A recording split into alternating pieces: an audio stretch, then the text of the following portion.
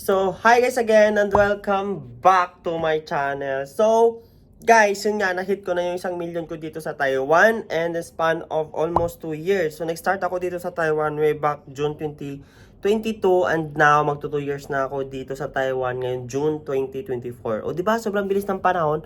So, guys, i-share ko sa inyo kung magkano yung naging sahod ko from 2022 and 2023 and 2024. So, nag-start ako sumahod nung dumating ako June. Nag-start first sahod namin is nung August, which is meron akong vlog noon, which is malaki yon kasi from June, July, pinagsama, then pandemic pa noon, and then nakuha ko siya nung August 2022. So, naging sahod ko nung 2022 is nasa 137,432. So, ayun, NTD muna to ha, NTD. So, di ba for just span of almost 6 months, 6 months talaga, June to December 2022, sumahod ako ng 137,432 in NT. So, if i-compute mo nyo yun in peso, nasa almost, ano yun, 250,000. Yeah, mga more than 250,000. And nung 2023, 1 year salary ko sa 2023 is sumahod ako ng 388,136. So if gusto nyo ng breakdown monthly, just comment down below para ibigay ko sa inyo.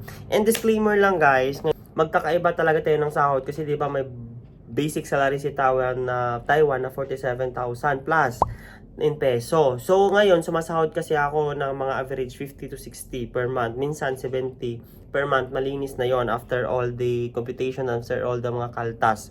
So nagkakaiba lang tayo, nagkakaiba lang talaga yung sahod dito sa Taiwan kasi yung kami or yung iba or iba-iba is merong mga OT, yung iba wala, yung iba meron, and merong mga bonus, ganon. So doon lang talaga nagkakaiba kasi kaya yung 47,000 na basic madadagdagan pa yon. Kaya yung iba dito mostly sa amin and halos lahat ata ay makakasahod talaga ng almost 50 to 60k or yung iba ay 70k pa. Yung naging sahod ko naman nung 2024, ngayon lang until April lang tong computation ko is nasa 147,794. So if titingnan nyo guys, yung 2022 ko na 6 months which is 137,000, i-compare mo sa 2024 na 4 months lang, umabot ako ng 147,000 kasi nung bago pa lang ako dito sa Taiwan, wala akong OT. Hindi ako binigyan ng OT kasi bago pa nga lang. So nag-aaral pa lang ako, kinukope up ko pala yung mga task and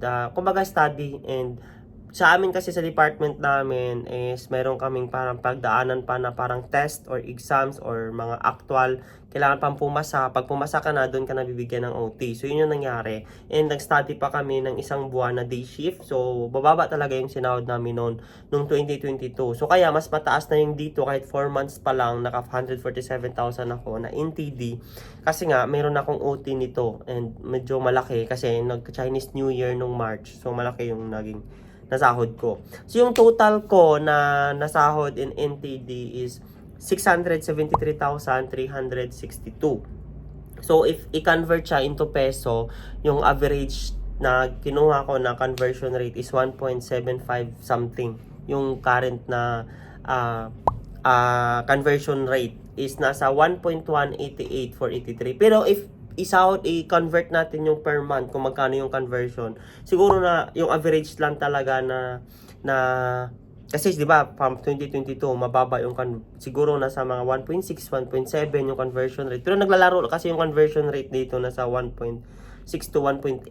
So ngayon 1.7 siya. So yun yung naging conversion rate. So nasa 1.188483. O ilagay natin na isarado natin na 1 million or 1.1 million sa peso. So, yun yung naging sahod ko for the whole stay ko dito sa Taiwan. So, ngayon, ano yung somewhat na realizations ko? So, ito yung realizations ko when it comes to the money I earned ng trabaho ko sa dito sa Taiwan. So, ito talaga yung pinaka. Kasi, nung trabaho ko sa Pinas, guys, yung mga 5 years ko siguro, hindi ako umabot ng 1,000,000. Okay? So, nasa mga 500,000 lang siguro or more than 500,000 lang yung nasahod ko sa pagtatrabaho ko ng 5 years sa Pinas. Pero dito sa Taiwan, in just span of almost 2 years, nakuha ko siya. And to tell you honestly guys, kahit sabihin man natin na parang sana punta yung pera ko dito ngayon sa Taiwan. So, ngayon, meron ako mga nabili na lupa sa amin and meron din ako na-invest na condo.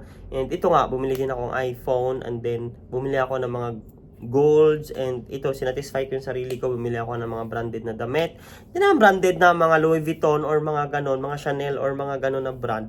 Yung usually lang na binibili natin, mga Adidas, Nike, Champion, yung mga usually na afford naman ng mga ng tao na kumbaga syempre quality comes with the price, di ba? So yun yung mga material things and yun yung isa talaga sa mga realize ko and ang nung dito ako sa Taiwan guys, sobrang mas nagagawa ko yung gusto ko or nabibili ko yung gusto ko without the thing na kinakapos talaga kasi I always magkaroon talaga ng extra and extra na to the extent na walang, alam yun, yung parang, siyempre, nagtabi ka for your savings. Pero sa sitwasyon ko ngayon, siyempre, marami akong binabayaran din na sa family part ko and meron akong sinusupport na student din, na pamangkin ko.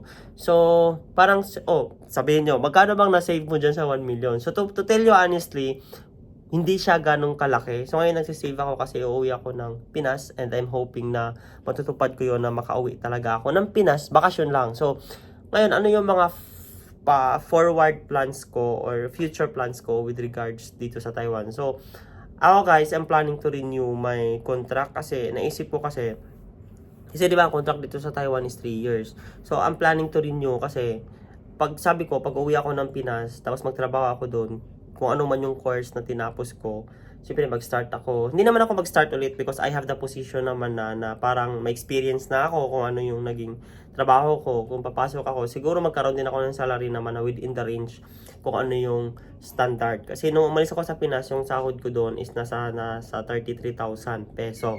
So pag pumunta, nito na yung kasama ko.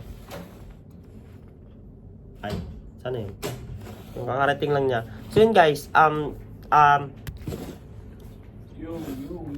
so yun yung parang isa sa mga naging realize ko working abroad here in Taiwan. So ito lang yung ma-advise ko sa mga nag-a-apply sa Taiwan na parang sinasabi nyo na syempre yung iba malayo, 'di ba, yung course and walang experience and sinasabi nyo na mahirap mag-apply, yung process. To tell you honestly, Taiwan is one of the best na countries na pag-applyan nyo or papuntahan nyo bilang OFWs as a start.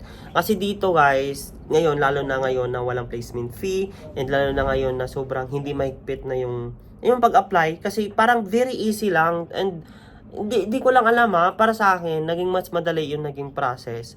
And yun lang. So, in Taiwan is really the best for us na mga avenue na mga Filipino na gustong mag-abroad. So, Taiwan is really the best country. So, yung trabaho dito guys, hindi siya ganun kabigat as expected. Hindi ko lang alam sa iba. Kasi ako, parang okay lang yung trabaho sa akin ngayon. Hindi naman ako physically hindi ako gano'n ka stress. So, okay lang siya. Kasi, yun nga guys, I don't compare sa iba. Kasi yung experience ko, yun yung naging experience ko. Probably sa iba, mabigat kasi physical labor. And yung experience ko ngayon dito is iba sa kanila siguro kasi yung napuntahan ko ng department is ngayon yung naging trabaho ko is hindi na ako nagbubuhat. So talagang, but it's very critical naman sa part ng department kasi parang nasa production din kami. So yun lang yun guys. So I'm very grateful and thankful na nandito ako sa Taiwan na nagkaroon ako ng ganung income and na-hit ko yung ganung amount. So yun lang, and na ngayon marami akong mga na-achieve na goals.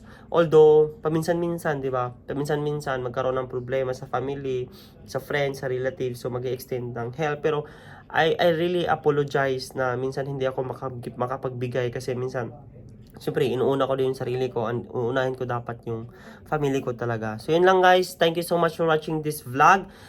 To shout out kay Mick TTV. So, shout out sa you, sir. And God bless dito sa Taiwan. I hope na magkamit tayo in person. So, shout out sa you, guys. And yun lang. So, as I always said, always believe in yourself. And God is good all the time. And all is well. Bye-bye. God bless and good luck.